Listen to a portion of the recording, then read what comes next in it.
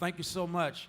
Let me thank the National Council of Churches for bringing us together and recognizing the wisdom of Mary McLeod Bethune, who said that if I have one finger and try to get your attention, it may not work. If I put two together, it may not work. But if you bring the fingers together and form a fist, then you can strike a blow. We've come here as the National Council of Churches across denominational and racial lines to strike a blow. We are bringing it all together to strike a blow for justice. So would you join me in thanking God for the National Council of Churches, for their leadership, and for all that they are doing as we act now to end racism. Rabbi Abraham Joshua Heschel in 1968, with bold prophetic insight, said to America that the future of our nation depends on how we respond to Martin Luther King Jr. What has our nation done in our response to Martin King Jr.? 50 years later, we've responded to Martin King Jr. by making him a victim of identity theft. Yes, we are inspired by the soaring oratory of his elegant eloquence when he is pushed by Mahalia Jackson to declare August 28th, 1963, I have a dream. We're inspired by his dream, but we need to be informed by his call for us to understand that our nation is sick. I like that. In a real sense, Martin King was more than a dreamer. He was a drum major for justice, and beyond being a drum major for justice, he was also a prophetic physician who diagnosed that America is a sick nation. Listen to Martin King as he says, when was it? March 31st, 1968, right here in Washington, D.C., at Washington National Cathedral. He is speaking and preaching about remaining awake through a great revolution, already talking about the importance of being woke. Check out what Dr. King said as a prophetic physician. He said, America is sick, and white Americans, sadly and sinfully, unconsciously and sometimes knowingly, find themselves infected with the disease of racism. And then he declared that the body politic of America is infected with the disease of racism. So here we are 50 years later. May we not get caught up in simply a dream, but may we recognize the nightmare of racism, militarism, and capitalism that he was fighting towards the end of his life. Let's not leave him locked in 1963, but move on to 65 through 68, and let's fight the nightmare, because we are not fighting the nightmare. We can identify with Cornel West said, with what Cornel West said when he said on, what was it, 11/9/2016, 11/9 may well become our 9/11. We awaken to the nightmare of America being trumped, and when we awaken to that nightmare, we found ourselves in the eclipse of decency, honesty, and integrity, and now we are in the chaotic darkness of emboldened racism, not to mention predatory patriarchy, military madness, and unvarnished greed. All of that has taken place because we have not responded to Martin King, the prophetic physician, because we've gotten caught up in his dream on August 28th, 1963. And so here I am to say, let's hear America, the physician, because the doctor is in and he will see you now. Let's listen to what the doctor said by way of a diagnosis. Dr. King diagnosed the nation as sick with racism, infected with racism. Lauryn Hill picked it up and said, Black rage is founded on blatant denial, squeezed economics, subsistence survival, deafening silence, and social control. Black rage is founded on wounds on the soul. You didn't feel Lauryn. Let me go old school with Grandmaster Flash and the Furious Five. It's like a jungle. Sometimes it makes me wonder how I keep from going under. It's like a jungle. Sometimes it makes me wonder how I keep from going under.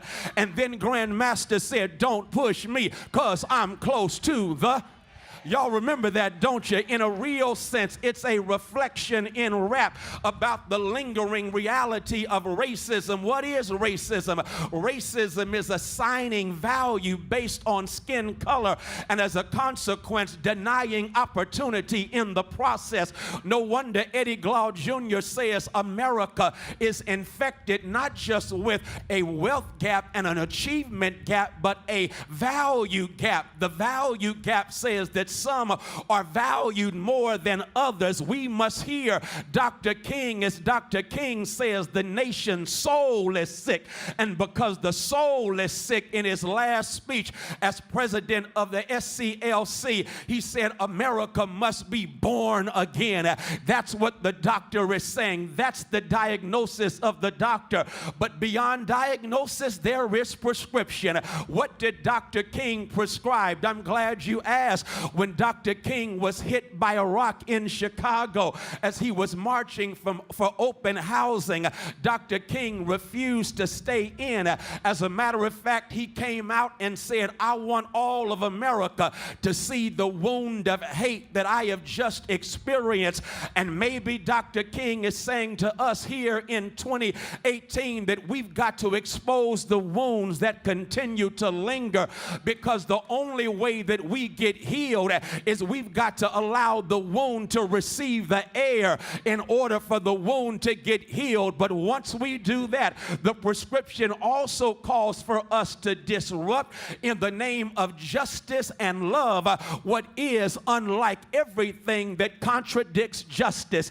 I like that right there, engaging in disruption. They referred to Dr. King when he went to Birmingham as an outside agitator. I like that because every washing machine has an agitator. Why do you have an agitator? Because when the stain in the fabric is so entrenched, you've got to have some agitation in order to remove that stain. We've come to Washington, D.C. because we're going to engage in agitation until justice rolls down as waters and righteousness like an ever-flowing stream.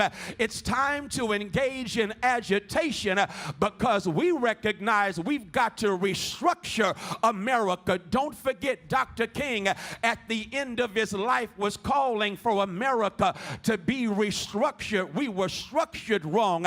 The foundation is wrong. And if we are going to combat racism, we must deal with the structure that was wrong in the beginning. Jeremiah Wright puts it like this. He says, if you bake a cake and the cake, when you bring it out, you remember, I forgot to put sugar in the recipe. Are you going to pour sugar on top of the cake and hope it works? No. You recognize the cake is constituted wrong. And until you rebake the cake is not going to taste as good as it should. America, we are here to say we're tired of pouring sugar on the cake. We need to rebake the cake until it's a cake of liberty and justice for all. And so, of course, the doctor has told us about his diagnosis and his prescription. I can't close with the prescription. I got to shut it down with the prognosis. The prognosis is that we're going to be all right. I think I'm Kendrick Lamar right now, because Kendrick says, all my life I had to fight, but if God's got us, we then going to be all right. And we're going to be all right because God is still on the throne.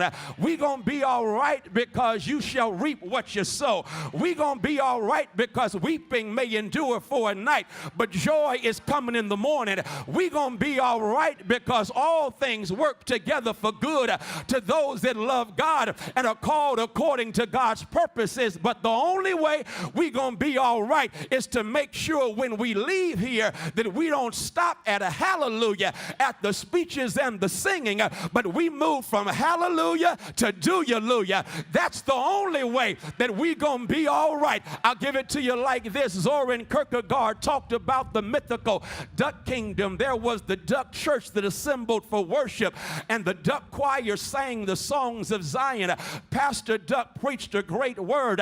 Pastor Duck had a 3-point sermon. You are ducks, you have wings, and you can fly. And all the ducks quacked their amens, and then after church was over, they shook Pastor Duck's wing and said, Pastor Duck, You threw down today. You said we are ducks, we have wings, and we can fly. And then they all walked home. God forbid that we walk home to doing the same thing that we've been doing. It's time for us to fly. We've got to fly until there is liberty and justice for all. We've got to fly and recognize that Dr. King is not just a dreamer.